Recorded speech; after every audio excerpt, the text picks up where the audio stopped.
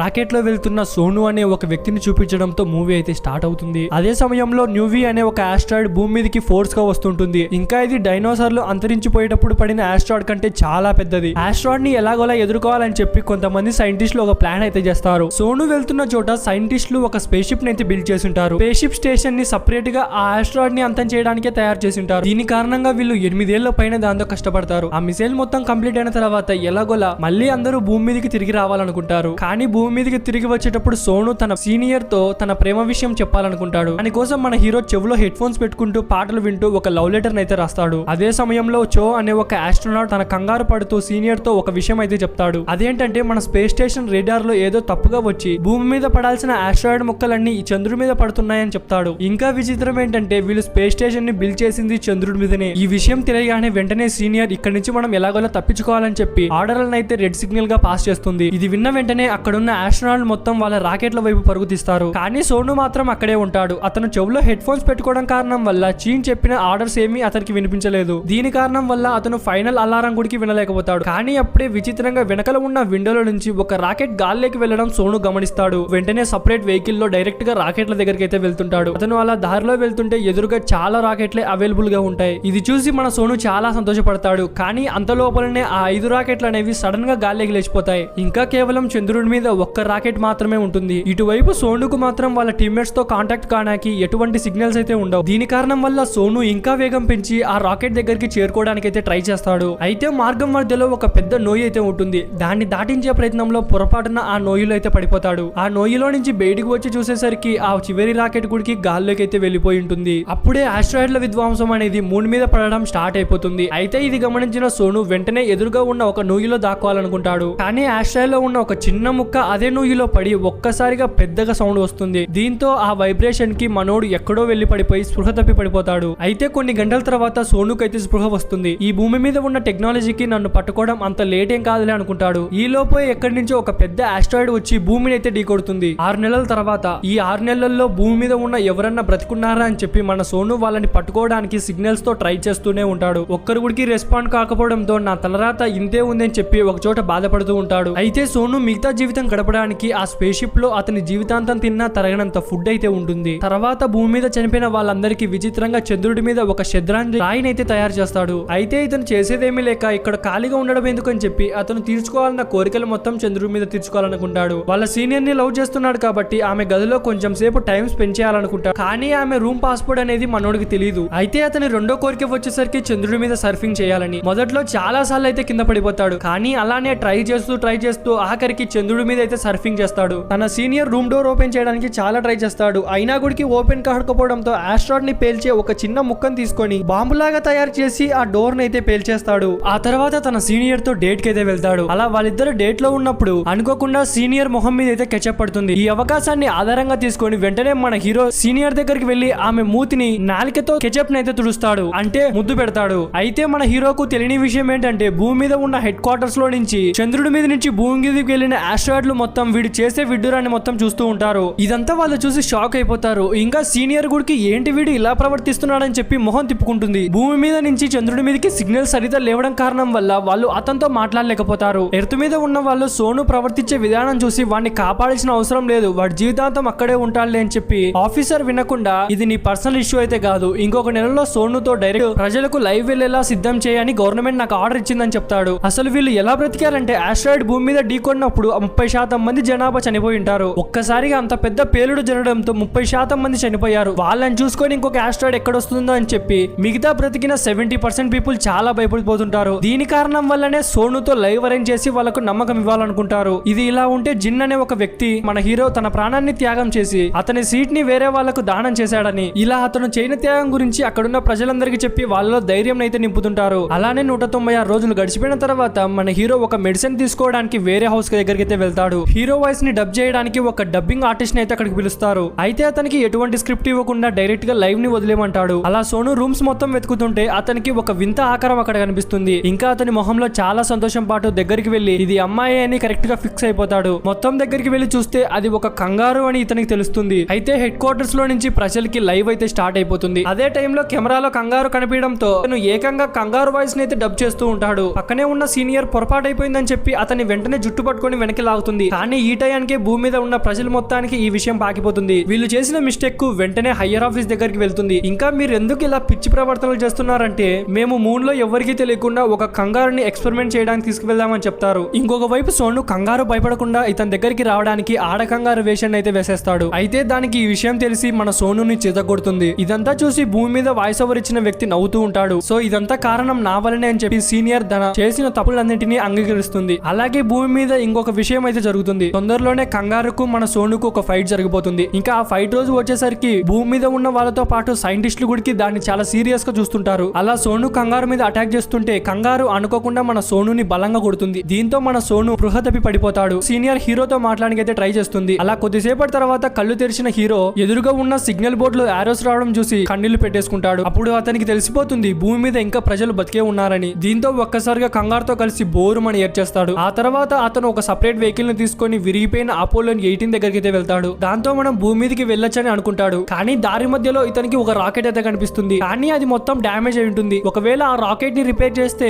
ఇతను చాలా ఈజీగా అయితే ఎర్త్ మీదకి వెళ్ళొచ్చు. కానీ సోను మాత్రం లోనా డాగ్ ని వెతకడానికి మొత్తం అతని టైం అయితే స్పెండ్ చేస్తూ ఉంటాడు. తర్వాత సోను ఒక స్పేస్ క్రాఫ్ట్ ని తయారు చేయడానికి అయితే సిద్ధం అవుతాడు. ఇది చూసి భూమి మీద ఉన్న వాళ్ళంతా షాక్ అయిపోతారు. తర్వాత సీనియర్ అతని రెజ్యూమ్ ని చూస్తే అతను ఒక డైనమిక్ రాకెట్ రిపేర్ అని సంగతి తెలుస్తుంది. అయితే అతను భూమి మీద వెళ్లాల్సిన రాకెట్ సిద్ధమైన తర్వాత రాకెట్ లో వెయిట్ ఎక్కువ ఉండడం వల్ల ఆ కంగారుని అక్కడే వదిలేసి వస్తుంది. కానీ విచిత్రంగా సోనుని కంగారు మడతబెట్టి మళ్ళీ బేస్ ప్లేస్ కి అయితే తీసుకువెళ్తుంది. బేస్ కి వెళ్లిన సోనుకి అక్కడున్న ఒక ఇంజన్ ని ప్రోటోటైప్ లో వాడచ్చు అని చెప్పి అతనికి ఒక ఐడియా వస్తుంది. అయితే అలా చేయడం చాలా ప్రమాదకరం. అయినా సరే మనకు ఇంకొక ఆప్షన్ లేదు కదా అని చెప్పి మన సోను అయితే దానికి చేయడానికి సిద్ధం పడతాడు. అయితే ఆ వెహికల్ ని సూర్యాస్తమయం అయిపోయే లోపల అక్కడికి తీసుకువెళ్ళాలి. ఎందుకంటే అది సోలార్ ద్వారా రన్ అవుతుంది. ఇటువైపు భూమి మీద ఉన్న వారు చంద్రుడి పైన ఒక్క రోజు కలిపితే భూమి మీద 14 రోజులు కలుగుతాది. కేవలం 12 గంటల్లో అంత దూరం చేరుకోవడం అసాధ్యం అని చెప్పి మాట్లాడుకుంటుంటారు. ఇప్పుడే సూర్యుడి ఉదయం స్టార్ట్ కాగానే విచిత్రంగా మన సోను రివర్స్ లో వెళ్తుంటాడు. సూర్యుడు ఎలా వెళ్తే సోను గుడికి అలానే వెళ్తుంటాడు. అంటే సూర్యుడు వెళ్తురు ఎప్పుడు పడేలాగా. ఒకవేళ సూర్యుడు మనోడి మీద పడకుంటే కొన్ని సెకండ్లోనే గడ్డగట్టి చనిపోతాడు. అలా చాలా రోజులు కంటిన్యూస్ గా డ్రైవ్ చేయడం వల్ల హీరో చాలా అలసిపోతాడు. అది ఎంతలాగంటే కంగారు చేతికి ఇంకా మనోడి మెడకు గృహలోనే ఉండేలాగా చేయాలని చెప్పి ఇద్దరికి దారం కట్టుకుంటారు. అలా వాళ్ళు చాలా రోజులు డ్రైవ్ చేసిన తర్వాత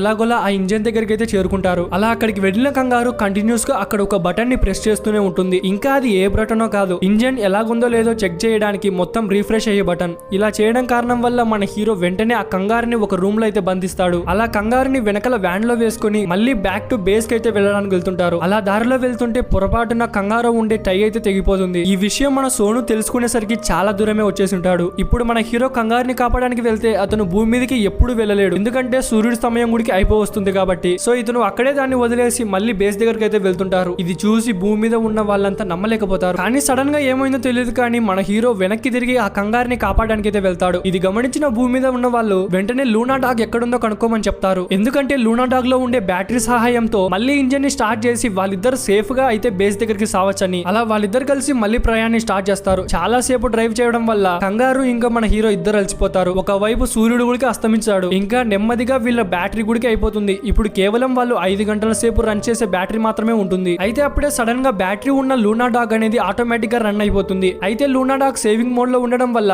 ఎక్కువ పవర్ అయితే జనరేట్ చేయదు. దీని కారణం వల్ల మన హీరో బంకర్ ని కనుక్కోవడానికి ఛాన్స్ ఉండదు. అలా వాళ్ళు వెళ్తుంటే నెమ్మదిగా పవర్ అయిపోవడం వల్ల నెమ్మదిగా వాళ్ళు గడ్డ కట్టుకొని పోతుంటారు. ఇక చేసేదేమి లేక ఇందులో ఉంటే ఖచ్చితంగా చనిపోతామని చెప్పి అతను మళ్ళీ స్పేస్ సూట్ ని వేసుకుని చంద్రుడి మీదకి అయితే వస్తారు. ఇటువైపు లూనా డాగ్ ని వాళ్ళు ఆస్ట్రోనాట్లు మొత్తం కంట్రోల్ లో తీసుకొని రన్ చేస్తుంటే పొరపాటున సూపర్ మేవింగ్ మోడ్ ఆఫ్ చేస్తాడు. దీంతో అందులో ఉన్న ఉడికి బ్యాటరీ డెడ్ అయిపోయి ఎదురుగా ఉన్న ఒక పెద్ద నూయిలో అయితే పడిపోతుంది. ఇదంతా చూసి భూమి మీద ఉన్న వాళ్ళు చాలా నిరాశ పడిపోతారు. ఇంకా ఇటువైపు చంద్రుడి మీద హీరో ఇంకా కంగారు ఇద్దరు నక్షత్రాలను చూస్తూ ఒకరిలో ఒకరు మాట్లాడుకుంటుంటారు. అలా వాళ్ళిద్దరు మాట్లాడుకుంటుంటే సడన్ గా హీరో తల మీద ఉన్న లైట్ అనేది అక్కడే ఉన్న ఒక పార్ట్ మీద పడుతుంది. ఇక వెంటనే కంగారు ఏంటదని చెప్పి దాన్ని వెతుకుతూ ఉంటుంది. మన హీరోకి అప్పుడే ఒక ఆలోచన వస్తుంది. వెంటనే సర్ఫింగ్ బోర్డ్ ని తీసుకొని కంగారును కట్టేసి ఆ లైట్ ని కంగారు ముందర వేసి దాని మేడకు కొన్ని కొక్కీలు కట్టి ఇతను చంద్రుడి మీద సర్ఫింగ్ చేస్తాడు. అలా వీళ్ళు ముందరికి వెళ్ళిన తర్వాత సడన్ గా ఒక పెద్ద గుంత అయితే వస్తుంది. ఇక అతను చేసేదేమి లేక వెంటనే నైట్రోజన్ గ్యాస్ అయితే ఆన్ చేస్తాడు. ఈ విషయంతో చాలా సింపుల్ గా అతను పడిపోతాడు అనుకున్న లోయలో ఒక్కసారిగా దాటేస్తాడు. ఇప్పుడు భూమి మీద ఉన్న వాళ్ళందరికీ ఒక నమ్మకం వస్తుంది. ఇంకా అక్కడ సోను చేస్తున్న పిచ్చి ప్రయోగాలు మొత్తం గిన్నిస్ వరల్డ్ రికార్డ్ తో వస్తూ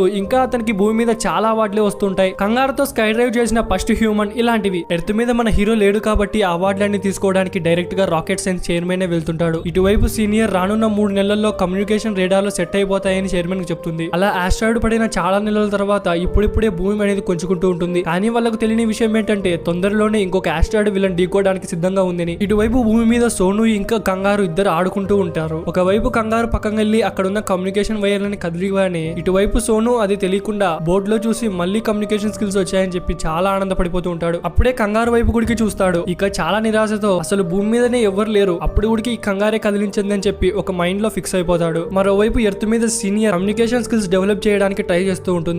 ఆ తర్వాత మన హీరో ఎవరు లేని ప్రపంచంలో నేనెందుకని చెప్పి వెళ్లి చనిపోదాం అనుకుంటాడు. ఇదంతా భూమిలోంచి గమనించిన సీనియర్ వెంటనే ప్రజలందరికీ లైవ్ వెళ్లి వాళ్ళ టార్చ్ లైట్ లను ఆన్ చేయమని చెప్తుంది. మూన్ మీద సోను హెల్మెట్ తీసి చనిపోదామనే టైంలో భూమి మీద నుంచి టార్చ్ లైట్లు అనేవి చాలా క్లియర్ గా కనిపించడంతో ఒకసారిగా కన్నీళ్లు పెట్టుకుంటాడు. ఆ తర్వాత కొన్ని రోజులకు కమ్యూనికేషన్ సిగ్నల్స్ గుడికి రెడీ అయిపోయి ఉంటాయి. అక్కడున్న ఒక బటన్ ని ప్రెస్ చేయగానే సోను భూమి మీద ఉన్న వారికి సోను భూమి మీద ఉన్న వారికి కనిపిస్తూ ఉంటాడు. ఇంకా అతని గుడికి చెప్పేస్తారు, నువ్వు చేస్తున్న ప్రతి ఒక్కటి కింద భూమి మీద లైవ్ వెళ్తుంది. తర్వాత కొన్ని రోజులకు వీడియో కాల్ సహాయంతో అతనికి రాకెట్ ఎలా తయారో చెప్తుంటారు. కానీ మన హీరో మాత్రం అక్కడున్న సీనియర్ ని చూస్తూ లైఫ్ ని అలానే లీడ్ చేస్తూ ఉంటాడు. అలా కొన్ని రోజులకు ఇతను వెళ్లాల్సిన రాకెట్ అయితే సిద్ధమైపోతుంది. అలా ఒక రోజు రాత్రి మన హీరో సీనియర్ తో మాట్లాడడానికి అవకాశం వస్తుంది. ఇక వెంటనే మనోడు పులిహోర స్టార్ట్ చేసి నేను ఈ డిపార్ట్మెంట్ లో కేవలం నీ కోసమే జాయిన్ అయ్యానని చెప్తాడు. కానీ అతను చెప్పింది నిజమే. మొదట్లో ఇతను జాబ్ చేస్తున్నప్పుడు ఈ డిపార్ట్మెంట్ లో వర్క్ చేయడం అంతగా ఇష్టం లేదు. ఒక రోజు లిఫ్ట్ మీద నుంచి కిందికి వెళ్తుండగా ఆ టైంలో సీనియర్ ని చూసి ఇతను ప్రేమలో పడిపోతాడు. అయితే ఇదంతా గమనించిన సీనియర్ ఒక విషయం చెప్తుంది, నేను చంద్రుడి మీద వదిలేయడం నేను చూశాను, కానీ ఒకవేళ నీతో పాటు మేము గుడికి అక్కడ ఉండింటే సెకండ్లలో మేము గుడికి చనిపోతాం, అందుకే నేను అక్కడి నుంచి వెళ్లిపోయానని చెప్తుంది. అయితే అటువైపు భూమి మీదకి రావాల్సిన ఆస్ట్రాయిడ్ అనేది భూమి సిగ్నల్ రేడర్స్ దాడైతే లోపలికి వస్తుంటుంది. కానీ వీళ్ళిద్దరు మాటల్లో ఉండడం వల్ల ఎవ్వరు దాన్ని పట్టించుకోరు. అయితే ఇక రానున్న రోజైతే వచ్చేస్తుంది.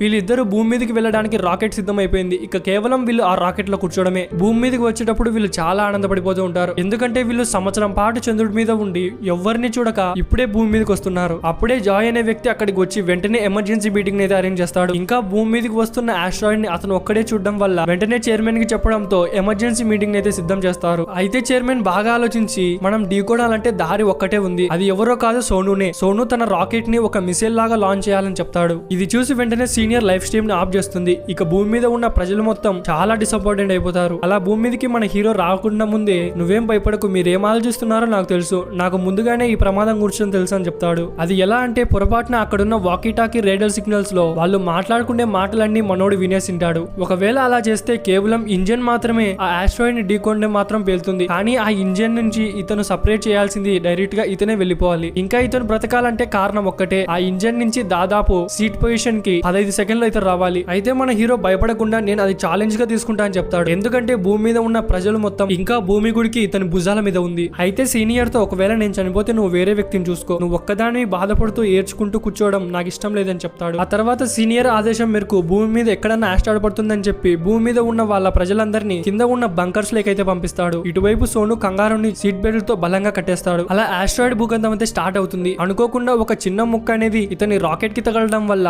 రాకెట్ అనేది గిరగిరా తిరుగుతుంటుంది. ఆ తర్వాత తన ప్రాణాన్ని కాపాడుకోవడానికి ఇంజన్ నుంచి ఇతని స్పేస్ క్రాఫ్ట్ ని సపరేట్ గా చేసేస్తాడు. అంటే ఇప్పుడు ఇంజన్ సపరేట్ అయింది, ఇతని స్పేస్ క్రాఫ్ట్ సపరేట్ అయింది. అయితే ఇంకొక విషయం ఏంటంటే అతను అంత దూరం నుంచి తప్పించుకొని వచ్చిన గుడికి ఆ ఆస్ట్రాయిడ్ అనేది మన హీరో పక్క నుంచే వెళ్తుంటుంది. ఇంకా ఈ విషయం సీనియర్ గుడికి తెలుసు. మన హీరో ఆమె వైపు చూసి నవ్వుతూ నాకు ఏం జరగబోతుందో మొత్తం తెలుసు, నువ్వు కేవలం నా మీద దృష్టి కాకుండా భూమి మీద ఉన్న ప్రజల దృష్టి ఒకటే చూడని చెప్తాడు. ఇక వెంటనే లైవ్ స్ట్రీమ్ గుడికి ఆన్ చేయమని చెప్తాడు. ఇక అతను మాట్లాడుతూ ఇలా చెప్తాడు, నేను ఈ జాబ్ చాలా సేఫ్ గా ఉంటుందని చేరా, కానీ ఇందులోకి దిగిన తర్వాతనే నాకు తెలిసింది నేను ఎవరి కోసం పనిచేస్తున్నానని. ఇంతవరకు మీరు చేసిన దానికంత ప్రతి ఒక్కరికి థ్యాంక్స్ అని చెప్తాడు. అలా సీనియర్ కు ఇష్టమైన పాట పాడుతూ అతను ఇంజన్ తీసుకుని ఆస్ట్రాయిడ్ కు గుద్దడానికి అయితే వెళ్తాడు. ఇంకా ఇది చూసి సైంటిస్టులతో పాటు భూమి మీద ఉన్న ప్రజలు మొత్తం ఏడ్ చేస్తారు. ఇంకా బటన్ ని ప్రెస్ చేయగానే ఆమె ప్రెస్ చేస్తుంది. ఇంకేముంది, ఒక్కసారిగా ఈ ఇంజన్ వెళ్లి ఆస్ట్రాయిడ్ కు గుద్దుకోగానే పెద్ద బ్లాస్ట్ జరుగుతుంది. అక్కడున్న సైంటిస్టులు ప్రజలు కంగారుతో పాటు అందరూ దాన్ని చూసి ఆశ్చర్యపోవడంతో పాటు మన హీరో చనిపోయాడని బాధతో సెల్యూట్ అయితే చేస్తారు. అలాగే భూమి మీద ఉన్న ఒక చిన్న అబ్బాయి వాళ్ళ చెల్లెలతో ఈ రోజు మనం బ్రతికున్నానంటే కారణం మూన్ మ్యాన్ అని చెప్తాడు. వీడియో చేయడానికి దాదాపు నాకు 1 వీక్ టైం పట్టింది. ప్లీజ్ నా కోసం వీడియో నచ్చితే లైక్ చేయండి, అలాగే సబ్స్క్రైబ్ చేసుకుని పక్కన ఉన్న బెల్ ఐకాన్ ఆన్ లో పెట్టుకోండి. నేను పెట్టే ప్రతి ఒక్క వీడియో నోటిఫికేషన్ డైరెక్ట్ గా మీ ఫోన్ లోకి వచ్చేస్తాయి.